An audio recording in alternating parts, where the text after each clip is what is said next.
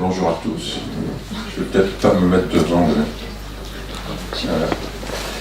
Je vois qu'il y a du monde, c'est plutôt sympathique. Donc je vais me présenter.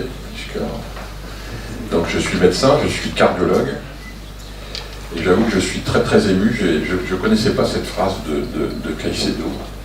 Prends soin de ton cœur, à ton cœur prends soin de ta vie. Je pense que c'est magnifique. Et donc je vous raconte un petit peu mon parcours avant de commencer. Donc déjà je suis très très très heureux, très ému d'être là. Vous pouvez l'entendre au son de ma voix qui chevrotte un peu.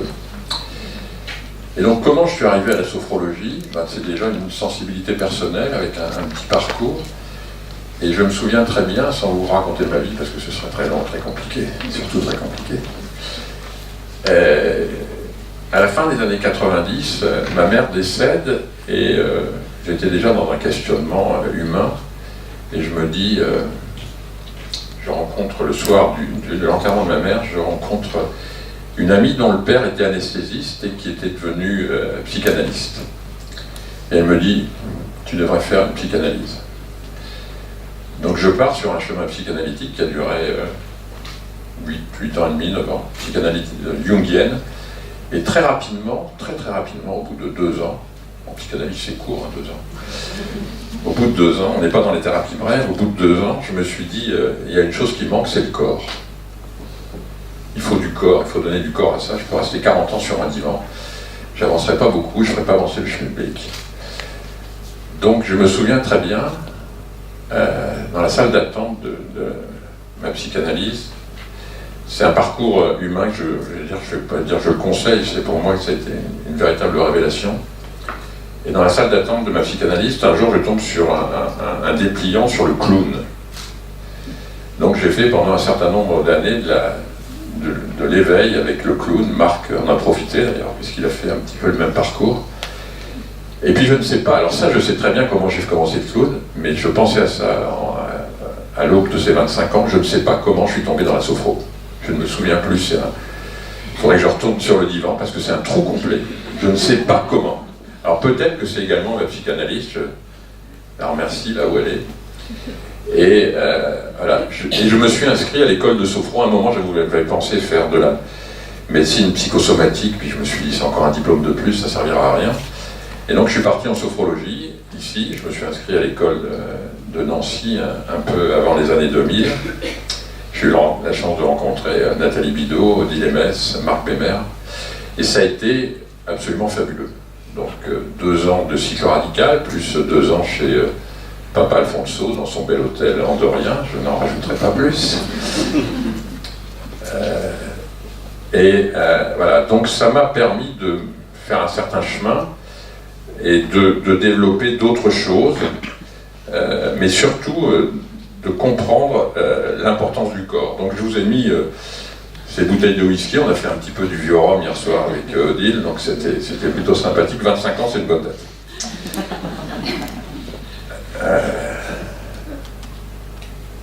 Ça devrait marcher.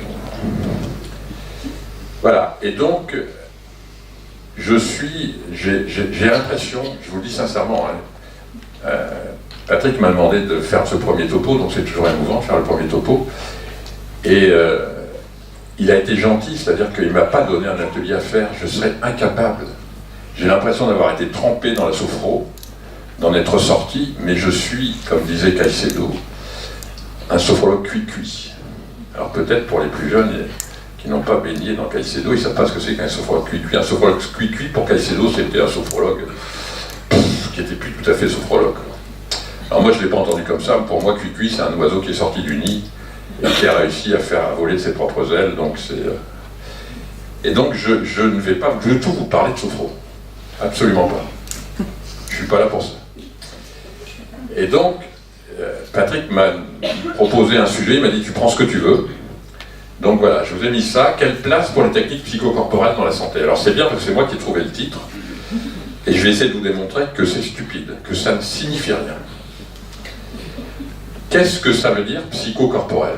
Tout le monde parle de ça. On entend psychocorporel, psychosomatique, somatopsychique, tout ça. Je ne comprends pas. C'est un pléonasme, ça ne signifie rien. Ça ne signifie rien. Qu'est-ce que c'est qu'un être humain?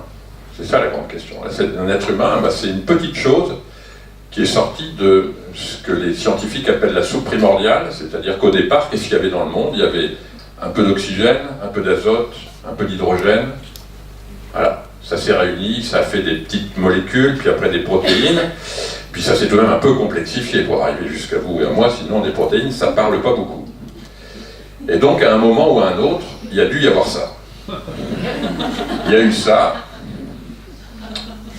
Donc il y a eu un homme et une femme, votre père et votre mère, a priori votre père et votre mère, officiels, qui se sont unis, qui ont eu un rapport sexuel. Ça peut être un désir qui a été très prolongé, ça peut être un amour passager, ça peut être tout ce que vous voulez, mais vous avez été, et nous sommes tous issus d'un rapport sexuel, d'un homme et d'une femme. Alors vous connaissez peut-être l'histoire du psychanalyste que je raconte souvent, qui dit non seulement que je sois né d'un rapport sexuel, c'est difficile, mais entre papa et maman, ça c'est impossible. Celle-là, j'aime bien, cette histoire-là. Donc voilà, on est né de ça. Et puis après, c'est assez phénoménal, c'est-à-dire que vous avez un spermatozoïde, le champion, celui qui a gagné le concours, il remonte tout de même toute la filière génitale, c'est pire que de faire un marathon. Puis il n'y en a qu'un seul qui gagne, qui rencontre l'ovule, et puis ça va faire soit Einstein, soit une de mes petites filles, qui ont la même langue, voilà. Et en fait, c'est incroyable. Vous avez deux cellules qui s'unissent pour n'en faire qu'une, et qui va vous faire vous. Je ne sais pas si vous avez déjà réfléchi à ça, mais c'est assez phénoménal, c'est un mystère absolu. Et je dis souvent, c'est assez dingue qu'une cellule unique sans cerveau soit capable de construire un cerveau qui n'est pas capable de comprendre comment fonctionne cette cellule. D'accord? Ça va? Ça tourne? Imaginez une cellule qui construit quelque chose qui n'est pas, cette chose n'est pas capable de comprendre comment fonctionne la cellule. Donc tout ça, ça nous met déjà sur la piste de l'intelligence corporelle. Alors somato-psychique, ça voudrait dire qu'on est séparés. Somato-psychique, psycho-corporel. Donc il y a la tête et le corps. Alors peut-être que sur les tableaux, ça peut être vrai, mais pour ceux qui connaissent un petit peu, vous connaissez ce personnage? Phinéas, vous connaissez? Phinéas Gage, c'était un type qui travaillait sur les chantiers de voies de construction de chemin de fer en 1848. Il y a un de ses ouvriers qui met une barre à mine, vous voyez, elle est là la barre à mine. Et puis le type met mal la charge et la barre à mine ne saute pas. Donc Phinéas s'approche du trou, tac, la barre explose, il la prend dans la tête.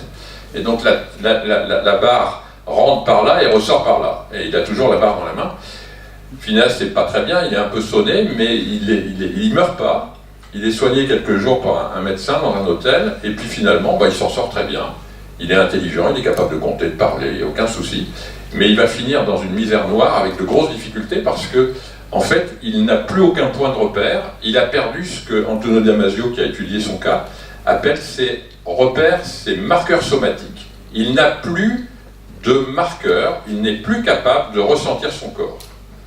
Donc, voilà. Traumatisme, ça peut survenir maintenant dans les accidents vasculaires cérébraux, mais dans notre vie de tous les jours, ça survient énormément, parce que le monde et la société, et tout notre mode éducatif est fait pour nous faire disparaître notre corps.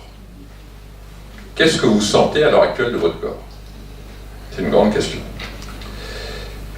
Et donc ça, c'est le principe des thérapeutes d'Alexandrie. Alors, je reviens un petit peu, ça me fait penser à Nancy, cette école extraordinaire. Donc, on est tout de même ici dans le creuset de la psychologie. Plus grande école d'hypnose au monde. Avec Charcot et la Pitié-Salpêtrière, il y avait 2 écoles. Freud est venu apprendre l'hypnose à Nancy, donc c'est la plus grande école qui a été décimée par la guerre 14, avec Bernheim et Liébaud. Il faut savoir que c'est Hippolyte Bernheim qui, le premier, a mis le mot psychothérapie, ça n'existe pas. Le titre de son livre, Psychothérapie, ça n'avait jamais été dit. Et puis Émile Coué, et tout ça, ça a été repris par les Américains, Milton Erickson pour l'hypnose, Martin Seligman pour la psychologie positive. Donc vraiment, ici, c'est un creuset de psychologie. Les psychothérapeutes, au début du 1er siècle après Jésus-Christ, avaient comme principe, un des principes, c'était soigner, c'est s'occuper du corps et du psychisme qui sont inséparables. Et on ne peut pas séparer les deux. Donc, dire psychocorporel, la première chose, c'est stupide, ça ne veut rien dire. Deuxièmement, qu'est-ce que c'est la santé? On vous l'a dit il y a quelques instants. Définition de l'Organisation mondiale de la santé, bien-être physique, mental et social, et c'est pas seulement une absence de maladie et d'infirmité. Mais est-ce que c'est intelligent de séparer le physique, le mental et le social? Je ne suis pas sûr du tout que ce soit intelligent. C'est une façon de voir les choses. La maladie, elle est obligatoirement, nous en médecine, moi je suis médecin, et il y en a peut-être parmi vous, hein, qui sont dans le monde du soin, on nous a appris un modèle physiologique, biologique. Alors je prends mon domaine puisque je connais un petit peu plus, je fais un infarctus parce que je fume. Voilà. Ou je fais un infarctus parce que j'ai du cholestérol. Mais la réalité, c'est pas celle-là. La réalité, c'est je fume parce que je suis stressé parce que mon usine va fermer. C'est ça la réalité. Et donc la santé est au centre, à la fois pour les causes, mais également pour les conséquences. Les conséquences, je fais un infarctus, je déprime, ma femme en a marre de me voir tirer la tronche et elle se tire. Voilà. Bio-psychosocial. Et le modèle est comme ça. Et quand il est comme ça, il est juste. Sinon, il n'est pas juste. Donc la médecine, c'est quelque chose qui a évolué depuis... c'est pas né hier matin, la médecine. Hein. Donc, vous savez peut-être déjà que dans le monde animal, même des animaux extrêmement simples, les araignées arrivent à faire de la médecine préventive. Elles se soignent, elles se protègent de certaines maladies. Les chimpanzés, les singes supérieurs sont capables d'utiliser des plantes qu'ils ne mangent pas d'habitude, mais quand ils ont de la diarrhée, quand ils ont des douleurs, quand ils ont des phénomènes inflammatoires, ils vont utiliser des plantes, donc ils sont dans le soin. On est dans le chamanisme. Médecine qui était très globale, très holistique, qui soignait aussi bien l'esprit, le corps, les dieux, tout ça. Et on est parti de là pour arriver là, du chaman au chirurgien. Et on est à l'heure actuelle dans une médecine qui est une médecine, ce qu'on appelle l'évidence-base médecine, la médecine fondée sur les preuves. Et il n'y a plus que ça à l'heure actuelle. Alors ça a eu une conséquence, c'est à l'heure actuelle, cette évolution vers l'évidence-base médecine a commencé essentiellement pour nous par l'arrivée de la médecine grecque. Il y a eu d'autres formes de médecine. Il y a la médecine chinoise, sur laquelle on va parler d'énergie. Il va y avoir la médecine ayurvédique, sur laquelle on va avoir des types, l'air, l'eau, le feu, tout ça, des choses qui vont être différentes. Et puis nous, on est issus de la médecine hippocratique. Hippocrate a fait sortir la médecine des temples, et il a examiné les gens, et il a dit, la maladie est un langage du corps, c'est quelque chose qui est corporel, donc il faut s'occuper du corps. Il a écrit un livre qui s'appelle le Péritechnes, qui veut dire la technique, et on retrouve cette importance du corps dans la médecine hippocratique, dans le terme, en grec ça s'appelle iatriké, et vous retrouvez ça, iatriké c'est le corps, et on va retrouver ça dans gériatrique, pédiatrique, tout ce qui est hic à la fin, va être la prédominance du corps. Donc certains médecins oublient que Hippocrate n'a pas simplement mis le corps en avant, il a mis aussi le psychologique. Hein. Hippocrate, vous ne devriez pas tenter de soigner le corps sans l'âme, le traitement de nombreuses maladies est ignoré des médecins car ils méprisent l'ensemble. Pour Hippocrate, on ne pouvait pas séparer le corps de l'esprit. Et donc ce développement d'évidence-base médecine, avec une médecine qui est hyper technologique, a amené à l'évidence des gens qui se tournent vers d'autres choses, d'autres techniques. Il y a une demande énorme d'une médecine parallèle, d'une médecine douce, d'une médecine holistique, d'une médecine, tout ce que vous voulez, on peut l'appeler comme on veut, mais il y a une grande demande, et vous êtes là, vous en êtes le témoin. Et c'est les femmes qui portent ce flambeau-là. Avec tout ce que vous voulez, que ce soit le soin par les sangsues, le reiki, la réflexologie, le tantra, l'iridologie, les lavements, tout ce que vous voulez, on peut tout inventer. Et donc, on est à l'heure actuelle là-dedans. Dans un supermarché de la médecine, avec des soldes, voilà, tout ce que vous voulez, vous êtes thérapeute en 2 heures sur Internet, voilà, tout ce que vous voulez.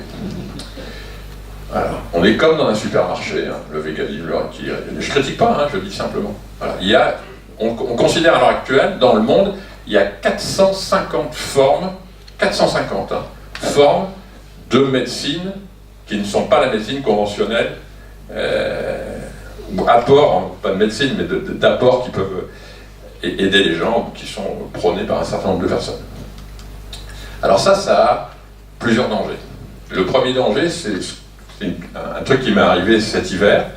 J'étais à Nîmes, parce que je fais partie d'un groupe où on s'occupe de la gestion du stress des médecins au milieu hospitalier, je peux vous dire qu'ils en ont bien besoin. Et j'étais à l'hôtel, je prends un taxi pour aller au CHU, et je reprends par hasard, le même taxi me ramène du CHU à la gare. Et là, le type était étonné de me voir aller, me voir retour, et puis il me dit, mais vous faites quoi comme métier? Je lui dis, je suis médecin, et j'ai fait une session sur la gestion du stress aux médecins hospitaliers. Et il me dit, alors là, docteur, J'ai la technique, moi. Bon, alors je lui dis, racontez-moi, ça s'appelle EFT, alors peut-être que certains connaissent. Emotional Freedom Techniques. Il me raconte, c'est un truc de libération émotionnelle. Et il me dit, je peux vous dire, ça marche. C'est sûr, ça marche. Vous êtes, alors je ne sais plus combien exactement le chiffre, mais un chiffre important. Il me dit, vous êtes la 560e ou 570e personne à qui j'en parle, et regardez mon téléphone. Donc il me fait voir un message, il me dit, vous voyez, il y a cette dame, je lui en ai parlé, elle m'a répondu, elle m'a dit que ça marchait. Donc je me dis, scientifiquement, pour moi, je me dis, le type, il a une technique, il en parle à 560 personnes, il a une réponse, et une réponse positive, ça marche, étude validée, randomisée, en double aveugle, voilà. Mais pour lui, c'est la technique idéale, et c'est un des dangers de toutes ces techniques, c'est de s'auto-proclamer efficace. Et puis il y a ça aussi, alors ça c'est très français. Vous connaissez certainement cette mission ministérielle. Je vous signale que, alors moi j'ai commencé la sophrologie à l'aube des années 2000, donc ça fait un certain nombre d'années. En 2002-2003, j'osais pas dire que j'étais cardiologue et sophrologue, ça sentait le soufre encore. Ça sentait beaucoup le soufre, et pour certains ça sent le soufre encore. Mais maintenant, voilà, maintenant non, ça se développe. Hein, moi j'ose, mais alors on dit, ouais, il est cardiologue et sophrologue. Oh là là, donc voilà. Mais voilà, ça c'est 2018, hein, 23 mars 2018, le Reiki, la kinésiologie, les psychothérapies, on ne sait pas lesquelles. Hein. Attention, dérive sectaire. Donc dès que vous sortez du monde conventionnel, oulala, ça devient louche. Donc ça c'est un autre danger de ces médecines-là. J'en arrive à mon sujet, après cette longue introduction. Quelles sont les méthodes psychocorporelles qui ont fait la preuve de l'efficacité en médecine, en préventif et en curatif, et sans aucun conteste? On ne peut pas contester. Alors là, vous allez être extrêmement déçus. Extrêmement déçus. Vous connaissez peut-être Christiane Singer, cette merveilleuse femme qui est décédée malheureusement il y a quelques années d'un cancer du côlon. Femme incroyable, qui était venue 2 fois à Nancy d'ailleurs, ceux qui ont peut-être certains parmi vous ont eu le plaisir de l'entendre. C'était une merveille cette femme. Et donc voilà, un livre, je vous conseille de lire tous ces livres. Il n'y a aucun à acheter, tous. Elle a, je suis tombé sur une de ses citations à 8 jours de sa mort. Elle a écrit un livre qui s'appelle Dernier fragment de vie, et dans ce livre, elle dit, et quand à la fin il ne reste plus rien, il ne reste que la vérité, c'est-à-dire l'amour. Et c'est vraiment extraordinaire, cette femme était incroyable. Donc voilà, où cours-tu? Le ciel est en toi. Et donc, déjà, on ne peut pas séparer le corps et l'esprit, la santé psychique et la santé physique, et donc déjà, voilà, Voltaire nous a dit des choses qui sont intéressantes sur le bonheur. Alors le bonheur c'est quoi? Ça peut être le plaisir, mais également ce qu'on appelle le bonheur hédonique, hein, manger des mirabelles en ce moment, voilà, des petites choses comme ça, des gâteaux, s'acheter une nouvelle voiture, partir en vacances, tout ça c'est du bonheur hédonique. Et puis il y a du bonheur eudémonique qui est tout à fait différent, but de vie, croissance personnelle. Ce qui est important, c'est intéressant, c'est qu'en latin, le mot bonheur, c'est la même racine que béatitude, et béatitude c'est bonne attitude. Donc bien-être, c'est une bonne attitude. Et ce qu'a dit Voltaire, quand il a dit « j'ai décidé d'être heureux parce que c'est bon pour la santé », en fait, c'est une intuition parce que c'est bon pour la santé. Mais c'est pas ça qui est important. Ce qui est important, c'est « j'ai décidé ». C'est une décision. Je décide de. Et qu'est-ce qu'on va décider? La première chose, c'est que vous allez écraser votre cigarette. C'est psychocorporel, ça. Je fais ce geste, c'est corporel. J'écrase ma cigarette. Vous êtes déçus, hein, je ne vais pas vous parler de sophrologie ou de choses très psychologiques. Vous écrasez votre cigarette. Pourquoi vous écrasez votre cigarette? Je ne vais pas vous faire l'article sur tous les méfaits de la cigarette dans la santé. Mais vous ne pouvez pas faire du développement personnel si vous n'êtes pas logique avec vous-même. Quand je voyais José Bové nous parler d'écologie en fumant sa pipe, on marche à côté de nos pompes. On ne peut pas parler d'écologie globale sans avoir de l'écologie individuelle. Je ne critique pas José Bové, hein, c'est quelque chose, c'est comme ça. Donc, catastrophe sur la santé.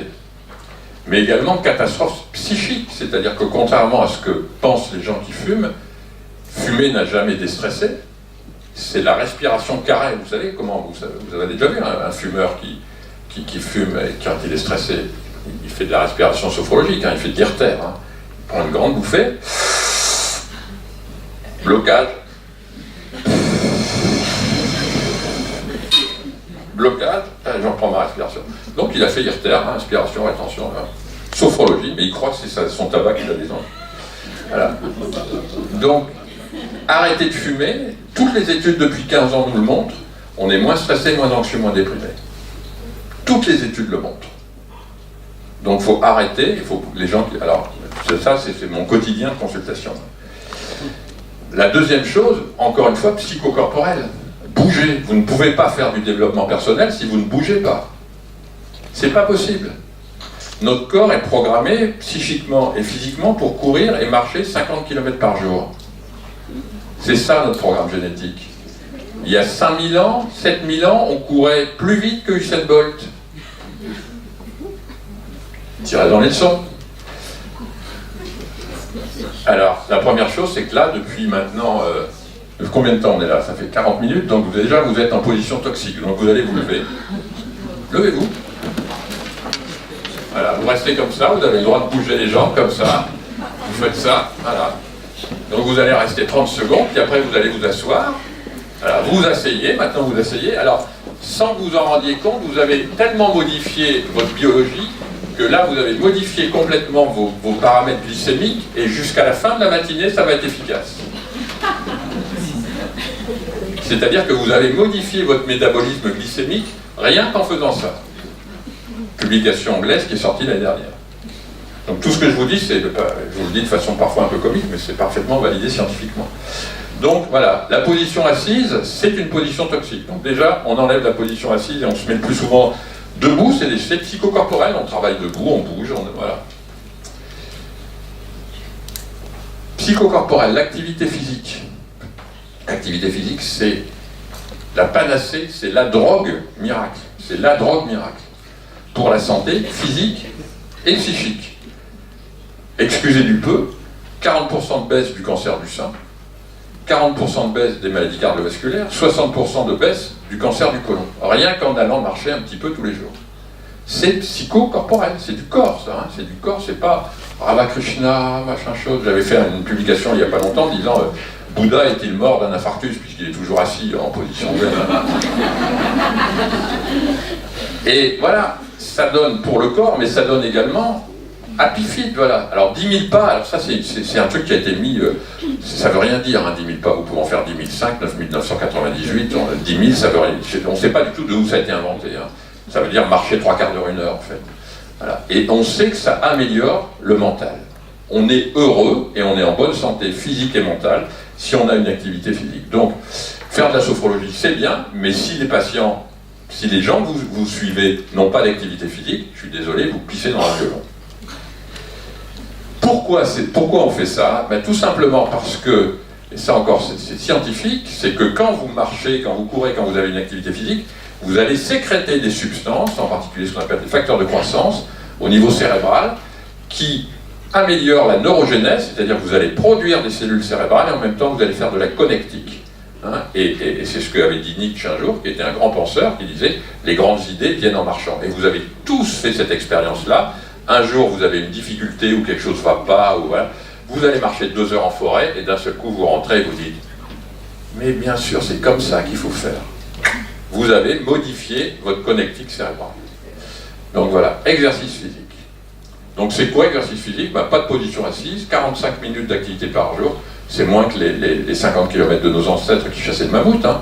Faites ce qui vous plaît, soyez un peu essoufflé. Quand vous rentrez, c'est pas aller faire les courses au supermarché, mais quand vous rentrez, vous dites « oula, je vais prendre ma douche tout de même, hein, parce que ça... Voilà. » Vous avez un peu transpiré, aucune limite d'âge, puis bon, si vous avez 70 ans, faites un petit bilan avant de commencer, quoi. Alors, ce qu'on sait également, et là encore, je vous le fais de façon rapide, mais il y a plein de publications, hein, j'avais écrit un bouquin sur la psychocardiologie, et là je viens d'en faire un autre sur tout ce qui est, tout ce qu'on connaît sur le cœur et le bonheur. Alors peut-être que vous connaissez ça. Ça, c'est beaucoup de travaux japonais depuis les années 1980, c'est ce qu'on appelle le Shirin-yoku. Vous savez ce qu'on fait en sophrologie. Moi, j'avais fait ça voilà, on allait embrasser des arbres, on était déjà précurseurs en 1990. Voilà, et bien vous allez vous promener dans la nature. Shinrin-yoku, c'est ce qu'on appelle le bain de nature.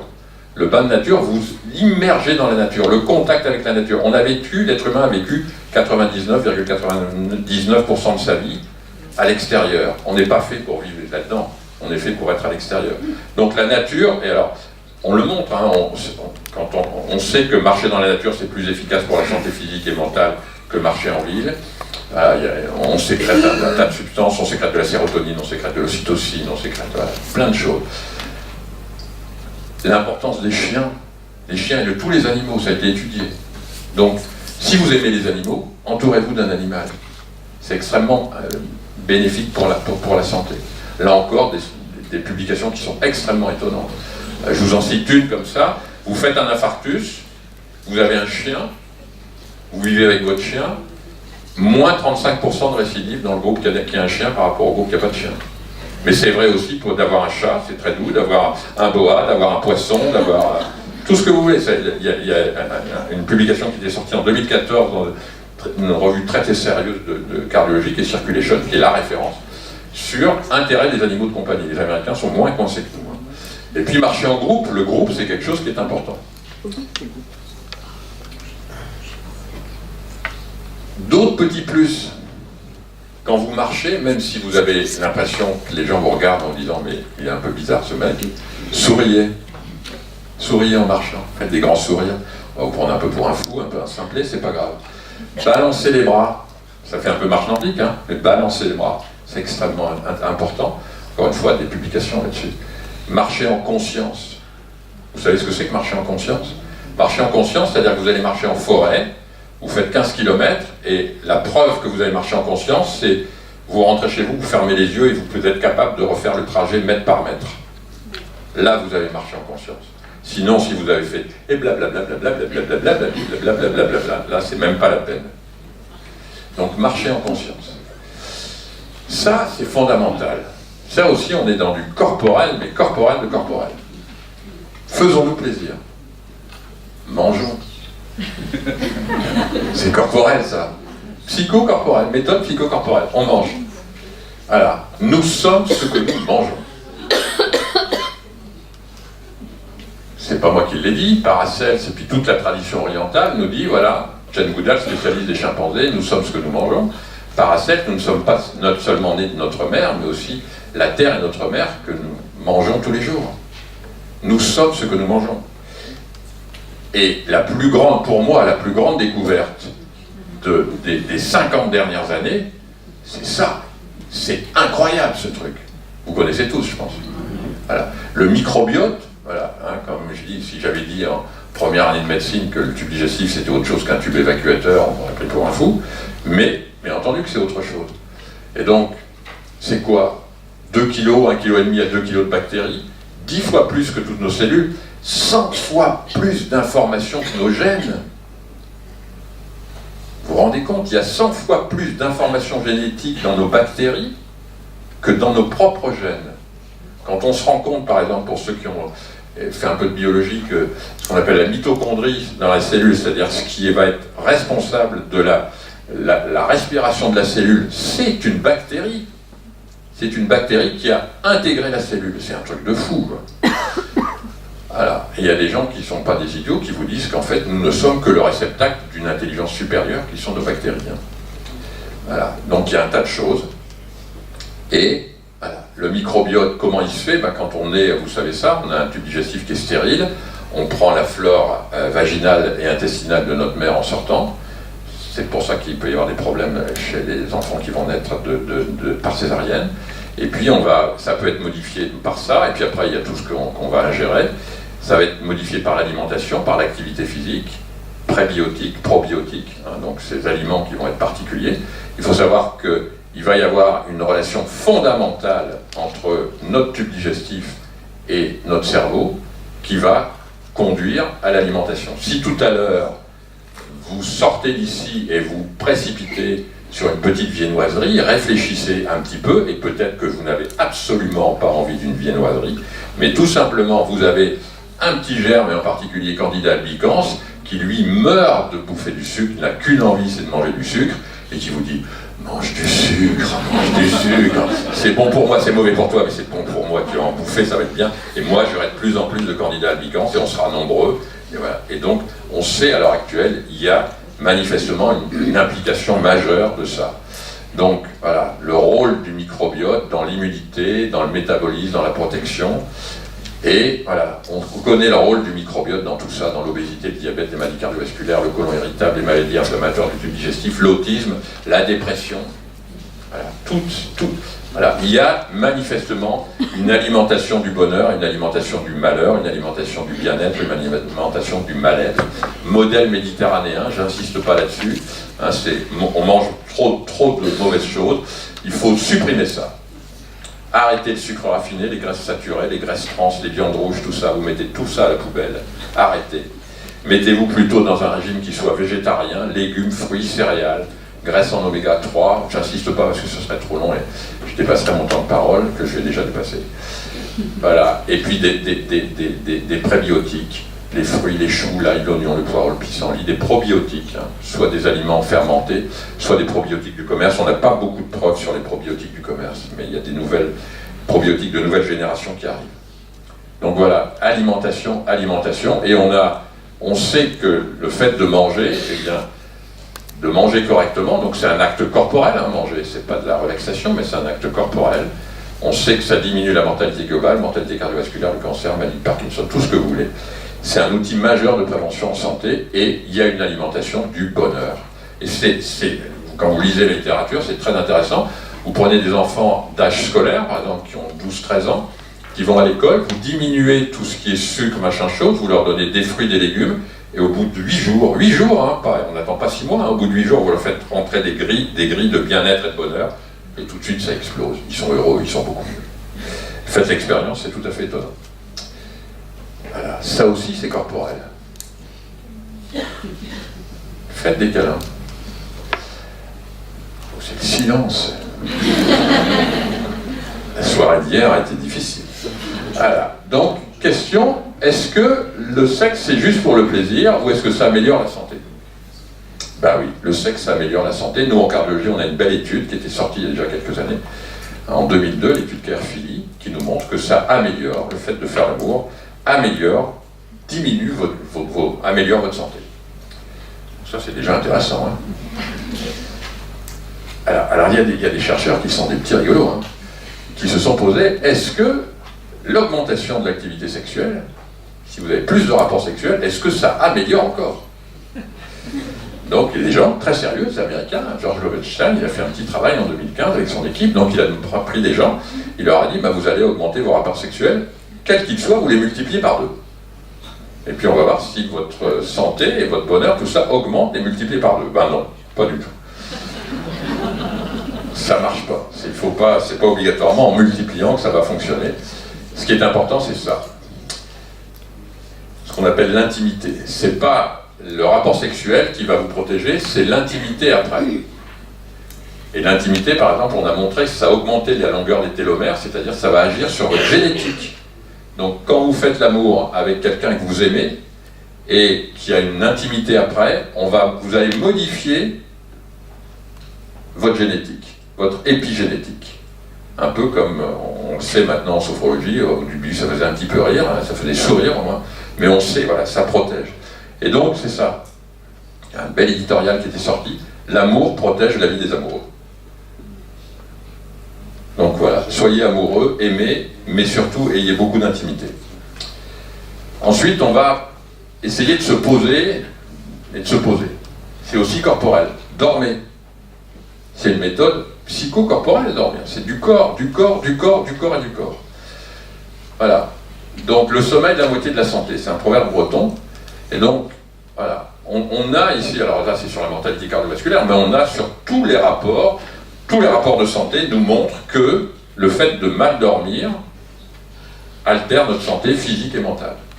Alors c'est quoi un bon sommeil? C'est 7 à 8 heures. On est en danger en dessous de 6 heures. Il y a des gens qui sont des petits dormeurs, donc c'est surtout la qualité. Donc regardez bien, c'est 85% du temps où vous êtes au lit, vous dormez. Sommeil en moins de 30 minutes et moins de 20 minutes de réveil par nuit. Vous voyez, c'est quelque chose qui est relativement... voilà. On n'a pas tous... il y a beaucoup de gens qui ont une qualité de sommeil qui n'est pas bonne. Est-ce qu'il faut faire la sieste? Ça, c'est aussi corporel. Est-ce qu'il faut faire la sieste pour être en bonne santé physique ou mentale? Non. Il faut faire une sieste si vous êtes jeune, ce que nous sommes tous, et avec une sieste courte, 10 minutes, un quart d'heure. Ça, c'est impeccable. Vous récupérez, ça a beaucoup d'effets. Si vous avez 60 ou 70 ans, et que vous faites une sieste d'1 heure, ça, c'est un marqueur de santé qui est mauvais. Donc, c'est pas bien. Là, c'est préjudiciable, à la fois pour la santé physique et mentale. Ensuite, on va se poser. Posons-nous. Alors, je vais vous parler de la méditation, je ne vais pas vous parler de la sophrologie, parce qu'un des problèmes, on en parlait hier soir à table, un des problèmes de la sophrologie, c'est de ne pas passer encore à l'heure actuelle dans le tamis de l'évidence basse médecine et des publications randomisées, étudiées, scientifiques, avec comité de lecture, voilà. Et donc, il y a des publications de sophrologie, mais il y a très peu, il faut le reconnaître, il y a très peu de publications qui sont passées par la sélection scientifique. Ce qui ne veut pas dire que la sélection scientifique est bien, hein, c'est pas ça que je dis. Mais pour qu'une méthode soit validée scientifiquement, il faut tout de même qu'il y ait des travaux. Et il y a certaines méthodes où il y a vraiment des publications scientifiques dont on est certain. Donc par exemple la méditation, que ce soit la méditation en pleine conscience ou la méditation loving kindness, c'est-à-dire pleine conscience c'est plutôt John Kabat-Zinn, Christophe André en France, et la pleine conscience c'est plutôt Mathieu Ricard. La loving kindness c'est plutôt Mathieu Ricard, une méditation d'amour. Là on a des résultats qui sont tout à fait spectaculaires, tellement spectaculaires que par exemple en cardiologie, on nous dit, voilà, journal américain, hein, l'ACHA, donc l'ACHA c'est l'instance américaine de cardiologie, nous dit, messieurs les cardiologues, faites méditer vos patients. Donc, vous voyez, on est déjà dans un truc qui est très intéressant. On a ici, voilà, loving kindness sur les émotions positives, sur le mindfulness, sur la génétique, ça marche. Donc, on peut méditer en faisant de la sophro, et on médite en faisant de la sophro. Hein. Voilà. On a par exemple cette publication qui montre qu'en prévention secondaire, c'est-à-dire après un infarctus, méditer, ça amène 48% de baisse de mortalité en 10 ans. Il n'y a aucun médicament qui fait ça. Hein. Aucun. Donc on divise la mortalité par 2 en faisant méditer les gens. Alors on peut aussi faire ça. Hein. Comme on dit aux gens, marchez, faites de la méditation, respirez. On peut aussi, un peu comme dans la marche nordique, faire de la marche afghane, vous connaissez peut-être. C'est cette marche on marche consciemment, et en même temps on rythme la respiration, comme on peut le faire en cohérence cardiaque. Avec ça, on a le tout en un, 3 activités en une. Donc ça ressemble beaucoup à la marche féminine, hein. C'est que vous avez peut-être appris en sophrologie, niveau 3, 4, je ne sais plus. Je dis souvent, moi je parle en ancien franc, hein, en sophrologie, donc j'en suis resté, je ne connais absolument pas les nouvelles trucs, j'en suis resté à RDC 1, 2, 3, 4, et je dis que quand vous savez déjà pratiquer 1, 2, 3, 4, vous êtes déjà un très grand pratiquant. Ensuite, on va essayer de s'apaiser. Gratitude. Ça veut dire quoi, gratitude? Ça veut dire merci. Merci d'être là.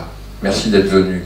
Merci à Patrick de nous avoir offert un merveilleux repas hier soir. Merci à Odile de m'avoir accueilli hier soir chez elle, m'avoir offert un vieux rhum. Merci. Merci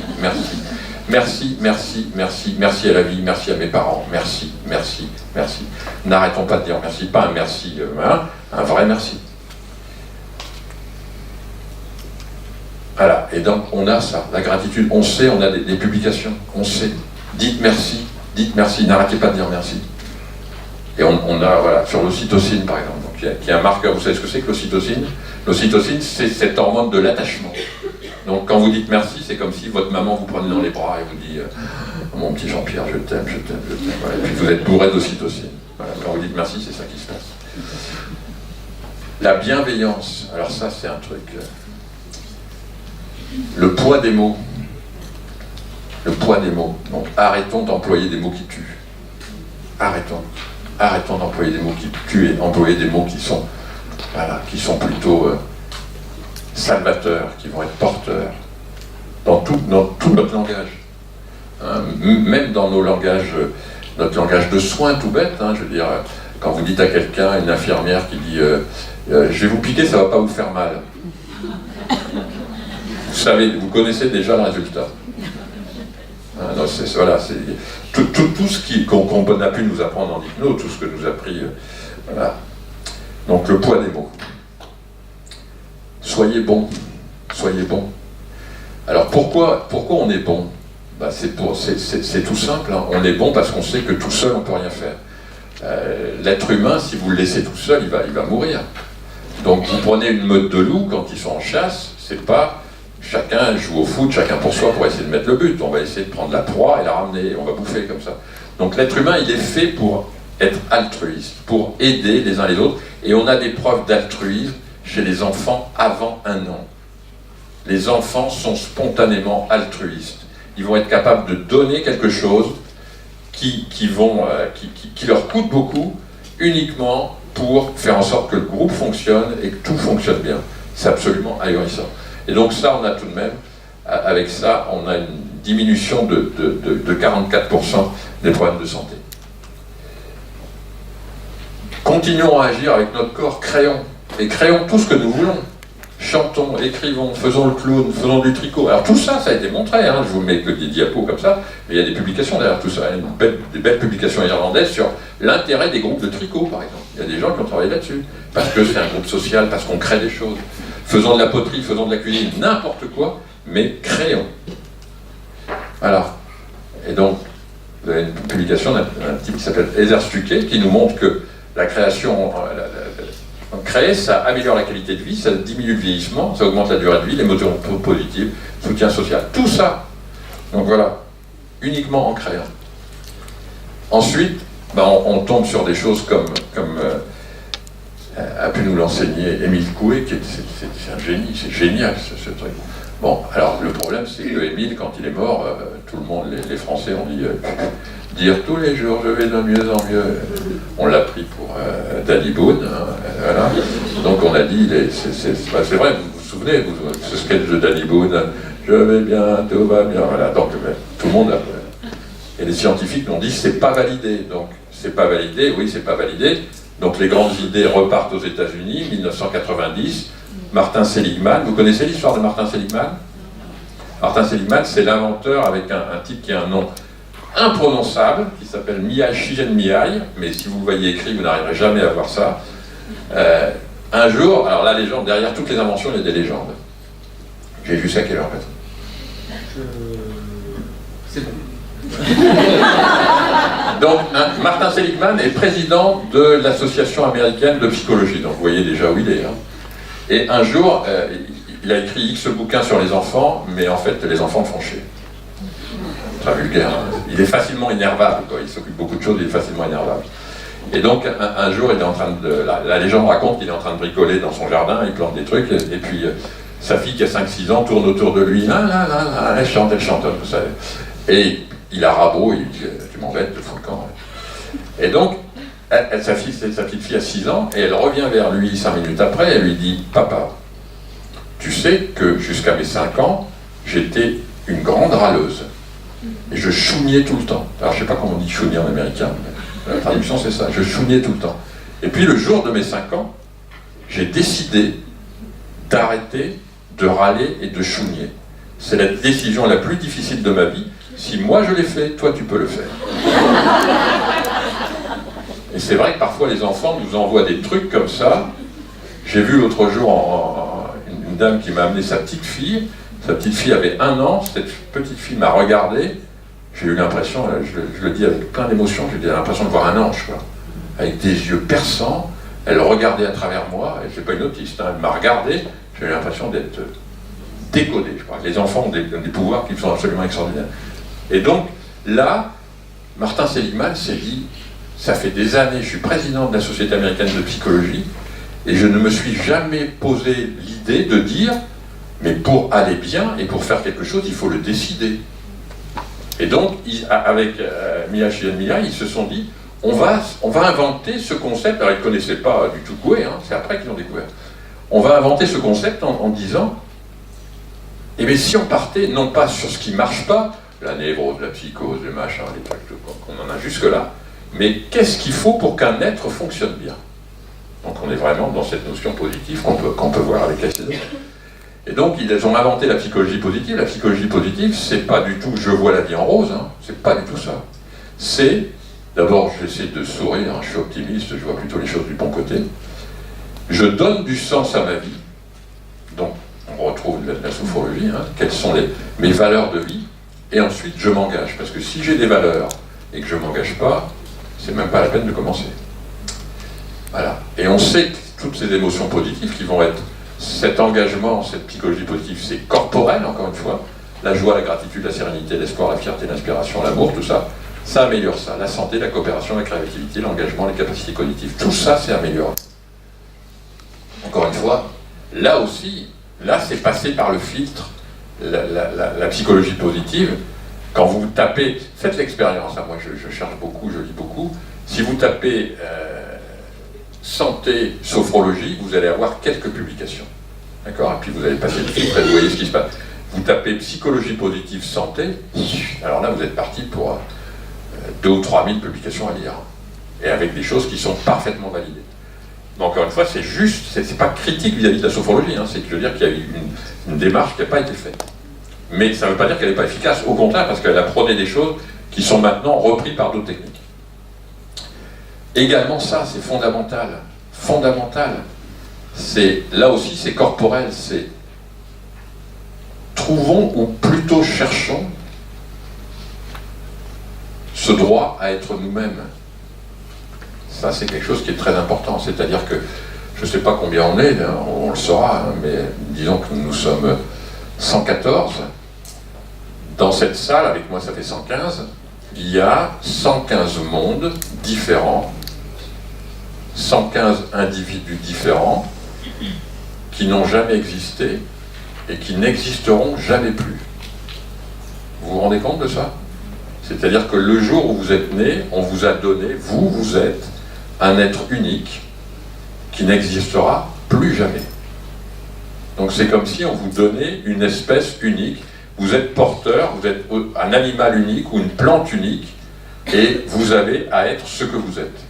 Et être ce que vous êtes, j'ai des petits-enfants qui, pour certains, sont très en avance et assez doués, et c'était une discussion que j'avais avec un de mes petits-fils qui a 10 ans, il me dit « mais ça veut dire quoi être ce qu'on est ?»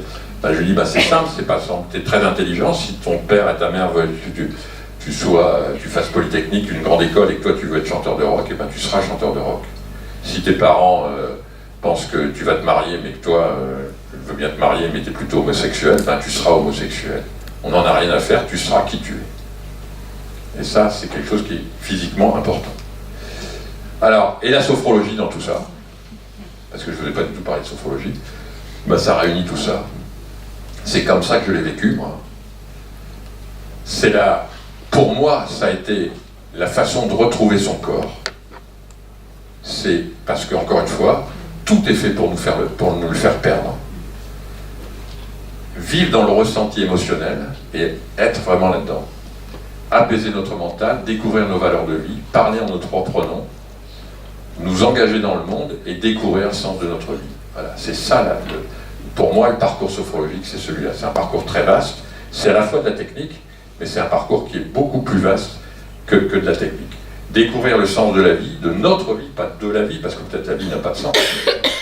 Nous avons sans doute un sens à notre vie, et si vous êtes là ce matin, c'est que votre vie a un sens pour vous. Sinon, vous ne seriez pas là, vous seriez en train de faire la sieste ou je ne sais pas, autre chose. Alors, Boris Cyrulnik, que beaucoup d'entre vous connaissent, hein. Dans l'histoire d'une vie, on n'a jamais qu'un seul problème à résoudre, celui qui donne sens à notre existence et impose un style à nos relations. On n'a que ça à faire. Notre vie, c'est simplement donner sens à notre existence, ce que dit le Dalai Lama. Réfléchissons à ce qui possède vraiment une valeur, à ce qui donne un sens à notre vie, et ordonnons nos priorités en conséquence. Ne nous éloignons pas de ce que nous sommes, et une fois qu'on a trouvé qui on est, on y va. Avec cette chose qui pour moi a été fondamentale en sophrologie, et c'est pour ça que je ne regretterai jamais ce parcours, pour ça que j'ai eu cette intuition à la fois avec le clown, avec la sophrologie, de découvrir ce que j'appelle le continent corporel, c'est-à-dire Antonin Artaud, qui n'est pas que fou, hein, qui disait du corps, par le corps, avec le corps, depuis le corps et jusqu'au corps. Il n'y a que ça, il n'y a que ça. Arrêtons d'être dans notre mental, ça ne sert à rien. C'est notre corps, notre cellule unique qui nous a fait. Et ça, je voudrais terminer là-dessus, sur les pouvoirs cachés du corps. On a tout à découvrir, on ne sait rien. Moi, je suis cardiologue, mais je suis aussi enseignant-chercheur à la faculté de psychologie de la santé. Et il y a des programmes qui débutent là-dessus, sur ce corps, sur cette incarnation. Qu'est-ce qu'on connaît de ça? Qu'est-ce qu'on connaît de ça, de la mémoire de nos corps? Je veux dire, il y a des choses qui sont absolument étonnantes. Encore une fois, je ne vous raconterai pas mon parcours psychologique et les différentes techniques que j'ai fait, dont j'ai pu bénéficier, mais je peux vous dire, et j'espère que vous me croirez, que nous conservons la mémoire de nos 30 ans, de nos 20 ans, de nos 10 ans, de nos 5 ans, de nos 1 an, de la vie de notre naissance, de notre mémoire corporelle dans la vie intra-utérine, dans le ventre de notre maman, et même dans la vie de nos ancêtres. Nous avons à l'intérieur de nous des mémoires corporelles qui sont des mémoires, le transgénéalogique, ça existe, et donc on a des mémoires corporelles. On ne sait rien là-dessus, mais il faut l'accepter. On ne sait rien du tout de ce qui se passe dans la communication corporelle, c'est-à-dire que cette cellule unique, au départ, elle va faire différents feuillets, elle va faire des différentes cellules, et alors on a découvert, on est tout content d'avoir découvert le microbiote. Moi je travaille un petit peu sur le cœur. On connaît très peu de choses sur la communication. Alors on connaît la communication entre le cerveau et le cœur. Quand vous êtes stressé, votre cœur s'accélère. Mais il y a des travaux qui nous montrent qu'il y a certainement des liaisons entre le cœur et le cerveau. C'est-à-dire qu'il y a des gens qui travaillent sur l'intuition. Il y a certainement, quand on dit que le cœur est intelligent, voilà, peut-être ça. Il y a ça. Et puis, il y a ça, cette gestuelle, quand on est en séance de sophro, si je me mets comme ça, ou si je me mets comme ça, c'est pas la même chose. Donc il va y avoir, notre corps a une influence qui est phénoménale. Hein, quand vous êtes en séance de sophrologie, par exemple, ou quand vous vous mettez dans certaines positions, imaginez que je me mette comme ça. C'est une position qui dégage pour vous et pour le monde une puissance qui est absolument incroyable. C'est juste un geste. Et on ne sait rien de ça. Il y a une très belle étude anglaise qui est sortie l'année dernière sur les patients déprimés. Vous prenez deux groupes scientifiques, deux groupes parallèles. Donc vous prenez un groupe déprimé et un groupe non déprimé qui, en dehors de la dépression, sont identiques, sont comparables. Le groupe déprimé, vous les faites marcher comme des non déprimés. Marcher comme un non déprimé, vous avez déjà vu un déprimé marcher, hein. D'accord, ça tire la gueule, ça a la tête. D'accord. Donc vous prenez les déprimés, vous les faites marcher comme les non déprimés. Donc je fais un sourire, je balance les bras. D'accord. Vous les faites marcher 6 mois comme ça. Et le même groupe non déprimé, vous les faites marcher comme ça. Une demi-heure comme ça. Et bien, vous les retrouvez au bout d'un an. Les déprimés ne sont plus déprimés et les non déprimés sont déprimés. Vous vous rendez compte de ça, de la puissance du corps? Si on nous avait dit, ça c'est les yeux de ma fille, c'est pour que vous disiez qu'elle a posé. Si on nous avait dit, il y a quelques années, qu'il suffisait, après un traumatisme, comme un attentat, un viol, qu'il suffisait de faire aller les yeux à droite et à gauche, ou alors de tapoter sur les épaules ou sur les genoux pour faire disparaître les séquelles d'un traumatisme, on nous aurait dit barjot dans la tête là. D'accord? Et pourtant, c'est la technique qui est efficace à 90%. Vous êtes victime d'un traumatisme, et si je l'ai mis, c'est parce que ça c'est les miens, ça c'est les siens. Et elle a fait une chute à vélo à Lyon, elle est avocate, elle a fait une chute à vélo à Lyon, elle a failli se faire écraser par une voiture, elle me dit je ne peux plus remonter sur mon vélo. Donc, syndrome de stress post-traumatique typique. Elle ne pouvait plus remonter sans... Elle a fait 2 séances de... Et tout est terminé. Donc voilà, ce n'est pas des méthodes magiques, c'est une méthode corporelle. On sait à peu près pourquoi, comment ça marche, mais c'est que du corporel. Ça aussi, c'est fondamental. Ça, c'est un chercheur qui s'appelle Richard Wiseman, qui est un type étonnant. Il est chercheur à Londres en psychologie, mais en même temps, il est prestidigitateur. Donc il fait des trucs tout à fait différents. On peut être cardiologue et clown aussi. Donc voilà. Et sur le principe du corps du as if, je traduis, le comme si. Quand vous n'allez pas bien, quand on ne va pas bien, il ne faut pas faire semblant. C'est pas faire semblant, mais faire comme si Quand vous êtes heureux, vous avez une attitude très particulière, corporelle. C'est-à-dire que vous pouvez très bien rencontrer quelqu'un dans la rue que vous n'avez pas vu depuis un an, et puis vous lui dites « Oh, qu'est-ce que tu as l'air d'aller bien !» Voilà. Il ne vous a pas adressé la parole, mais rien, voilà. Quand je vois mon ami Georges, je me dis « Mais qu'est-ce qui va bien ?» Hier soir, on s'est fait la bise, voilà. Il m'a traité de vieux marin, je ne sais pas pourquoi, mais voilà.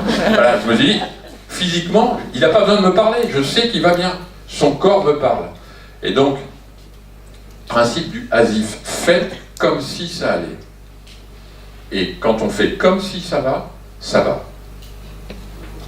Encore une fois, ce n'est pas du faire semblant. C'est cette notion avec le corps qu'avaient les vieux philosophes latins et grecs, en disant, on ne doit pas dire « je pleure parce que je suis triste », mais je suis triste parce que je pleure. La boucle est inversée. Et donc, si vous avez un corps qui exprime, qui pour vous est dans le bonheur, vous serez heureux et vous serez en bonne santé. Je terminerai là-dessus en disant, voilà, il y a pour vous mettre dans le corps. Il y a une publication que je n'arrête pas de citer ces derniers mois, une publication américaine, sur plusieurs centaines de milliers de personnes, donc c'est une étude qui est complètement validée scientifiquement, 3 attitudes corporelles simples. J'écrase ma cigarette, je marche, j'ai une activité physique, je ne prends pas de poids parce que j'ai une alimentation équilibrée. Tout ça c'est du corps, hein, c'est pas du psychisme, il n'y a pas de sophrologie, il n'y a pas de méditation, il n'y a pas tout ce que vous voulez. C'est du corporel pur, mais corporel et psychisme, encore une fois je vous l'ai dit, on ne peut pas séparer.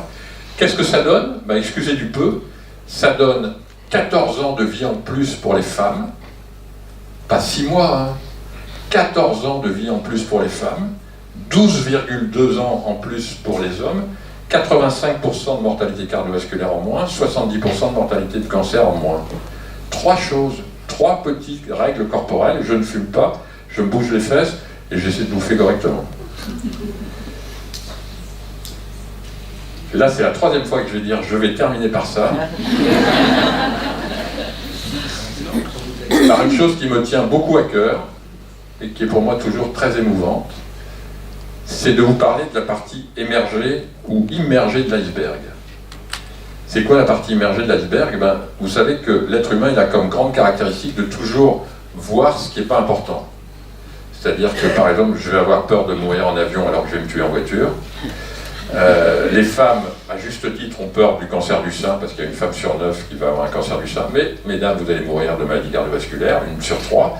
Donc elles ne voient pas le danger où il est. Et à l'heure actuelle, il y a un grand truc à l'heure actuelle, avec un tas de débats, un tas de choses, qui est dénonce ton porc, les hommes sont des salopards, ils nous plottent les fesses dans les ascenseurs, quelle bande de salauds, voilà. D'accord? Il y a tout un truc, et je pense que c'est effectivement, mesdames, vous avez raison, c'est scandaleux, on n'a pas à toucher le corps d'une femme qui ne vous a pas demandé, qui n'a pas accepté, je veux dire, on n'a pas le droit de faire ça, on n'a pas le droit de la taper, on n'a pas le droit, tout ça c'est interdit. Mais la réalité n'est pas là. Et donc j'aimerais bien, et c'est un message que j'aimerais bien vous faire passer à vous, mesdames, c'est continuer à lutter pour votre dignité, mais lutter surtout pour la dignité de nos enfants. Il y a 10 enfants qui sont sur cette diapositive. Il faut savoir, les dernières statistiques 2017, 35% des enfants sont victimes de maltraitance. Une petite fille sur 5 est victime d'attouchement sexuel et de viol, un petit garçon sur 8. Donc il faut savoir déplacer le débat et le mettre dans la réalité, c'est-à-dire que déjà, il faut, dans les techniques psychocorporelles, je pense que ce qui est important, c'est, et je ne voudrais pas plomber l'ambiance, mais prenez grand soin de vous, mais prenez grand soin d'eux. Protégeons nos enfants, parce que moi qui suis cardiologue, je vois que tous les jours, je le vois en consultation. La violence infantile, la maltraitance infantile fait le lit de la souffrance psychique et de la souffrance physique. J'habite à l'heure actuelle un petit lotissement qui donne sur la forêt, c'est magnifique, mais quelquefois j'entends mon voisin qui hurle sur son fils qui a 7 ans, et je me dis, voilà, dans quelques années, il sera soit chez un psychologue, soit chez un cardiologue, ou chez n'importe quel, ça donne le lit du diabète, de l'hypertension, des maladies cardiovasculaires, des maladies digestives, de tout ce que vous voulez. Ça ne veut pas dire que c'est la seule cause, mais ça veut dire que si vous saviez la souffrance qu'on peut entendre en consultation, Donc voilà, c'est bien de faire de la sophrologie, et il faut en faire, mais il faut aussi, et on peut en faire avec nos enfants, mais il faut aussi beaucoup protéger les femmes et protéger les enfants. Je vous remercie de votre attention.